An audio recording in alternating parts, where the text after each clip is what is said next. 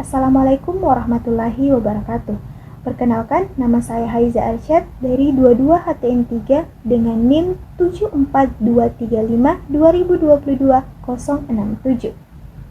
Di sini, saya akan memaparkan atau mereview materi terkait mata kuliah Hukum Pidana dengan dosen pengajar yaitu Ibu Dr. Jumriani Nawawi SH.MH. Ini saya akan mereview beberapa materi terkait hukum pidana yang dimana terdiri dari 8 materi. Yang pertama, definisi hukum pidana, karakteristik hukum pidana. Yang kedua dan yang ketiga yaitu tujuan hukum pidana. Keempat, pembagian hukum pidana. Kelima, perbedaan antara pelanggaran dan kejahatan. Kemudian yang keenam yaitu definisi delik. Yang ketujuh, unsur-unsur delik. Dan yang kedelapan yaitu macam-macam delik. Untuk penjelasan lebih lengkapnya mengenai apa itu hukum pidana, apa itu delik, apa tujuannya, apa unsurnya, macam-macamnya, berikut akan saya jelaskan. Silahkan tonton video ini sampai akhir. Secara umum, hukum pidana terdiri dari 2 suku kata. Yang pertama yaitu hukum dan yang kedua yaitu pidana. Di mana hukum artinya yaitu aturan, sedangkan pidana artinya sanksi. Jadi, apabila kedua suku kata ini digabungkan, maka hukum pidana adalah aturan dalam sebuah sanksi. Adapun menurut para sarjana hukum, menarik kesimpulan bahwa hukum pidana adalah aturan yang mengatur tentang perbuatan-perbuatan. Adapun menurut salah satu tokoh yaitu Simon, beliau berpendapat bahwa hukum pidana adalah semua aturan yang mengatur tentang unsur-unsur delik.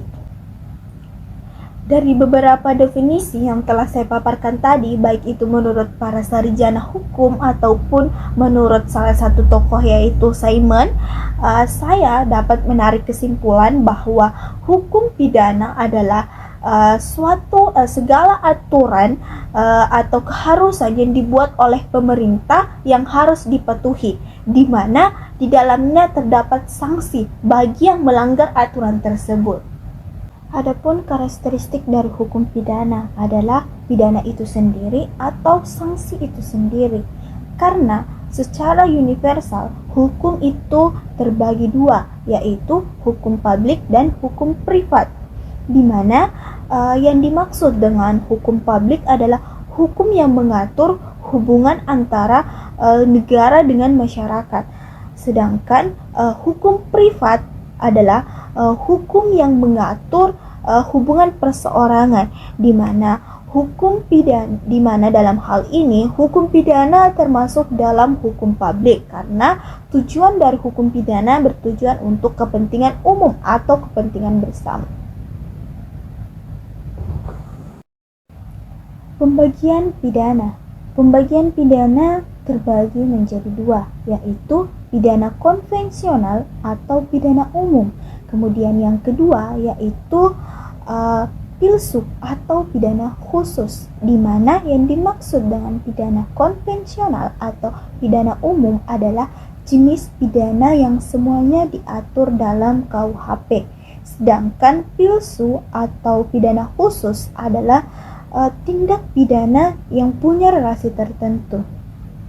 Oke, setelah kita banyak membahas mengenai definisi, karakteristik, dan tujuan dari hukum pidana, pasti tidak asing jika kita mendengar kata pelanggaran dan kejahatan. Lantas, apa yang membedakan antara pelanggaran dengan kejahatan? Apakah ada bedanya? Yaps, tentu ada. Di mana perbedaannya itu terdapat pada unsurnya, di mana pelanggaran itu mengandung satu unsur, yaitu unsur positif atau regulasi atau aturan yang mengatur. Sedangkan kejahatan itu mengandung 2 unsur, yaitu unsur positif atau relasi atau aturan, dan yang kedua yaitu unsur sosial atau reaksi dari masyarakat. Adapun contohnya dari pelanggaran yaitu pelanggaran lalu lintas. Dalam pelanggaran lalu lintas kan ada lalin yang mengaturnya. sedangkan unsur sosialnya tidak ada. Karena reaksi masyarakat seperti apa? Tidak ada kan? Reaksi masyarakat dalam pelanggaran lalu lintas biasa saja. Berbeda dengan kejahatan.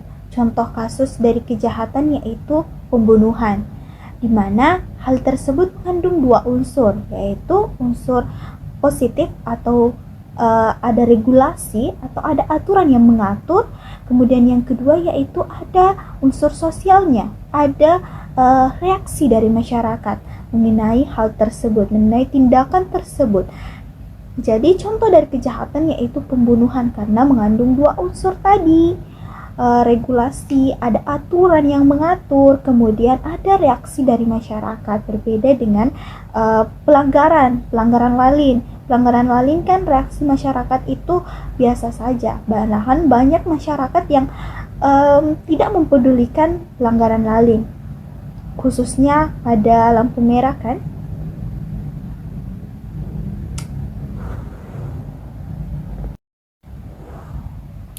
Bahasan selanjutnya yaitu delik. Seperti yang telah didefinisikan oleh Simon bahwa hukum pidana adalah semua aturan yang mengatur tentang unsur-unsur delik. Pengertian delik dalam bahasa Latin yaitu delictum, yang artinya perbuatan atau pidana atau tindak pidana yang dimana bisa secara aktif maupun pasif. Secara aktif artinya di sini ada tindakan yang dilakukan atau ada perbuatan yang dilakukan. Sedangkan secara pasif yaitu tidak ada tindakan yang dilakukan, atau bisa dikatakan kebalikan dari aktif. Tidak ada tindakan yang dilakukan, atau bisa juga dikatakan sebagai ketidaksengajaan. Selanjutnya yaitu unsur-unsur delik. Unsur-unsur dari delik terdiri atas 4. Yang pertama yaitu actu reus atau ada perbuatan. Kemudian yang kedua yaitu ada kegiatan melawan hukum. Ketiga yaitu ada kesalahan, dan yang keempat yaitu ada mens rea atau dapat dipertanggungjawabkan. Materi selanjutnya yaitu macam-macam delik, di mana macam-macam delik di sini terdiri atas 8 delik. Yang pertama ada delik formil, kedua delik material, ketiga delik sengaja, keempat delik lalai, kelima delik kaduan, keenam delik biasa, ketujuh delik umum, dan yang kedelapan yaitu delik khusus. Selanjutnya saya akan menjelaskan mengenai pengertian-pengertian dari kedelapan delik tersebut. Pertama, delik formil, yaitu delik yang dilakukan delik yang dikatakan selesai apabila telah terjadi satu atau dua kegiatan atau tindakan. Kemudian yang kedua, delik material.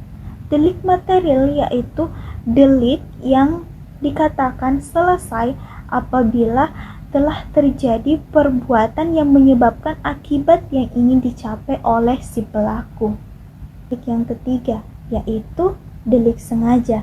Delik sengaja niat delik yang dimana di dalamnya terdapat niat, kehendak yang ingin yang disadari, dimana delik sengaja ini terbagi menjadi 3, yaitu delik sengaja dengan kesadaran, delik sengaja dengan kesadaran akan kepastian, kemudian delik sengaja dengan kesadaran akan kemungkinan.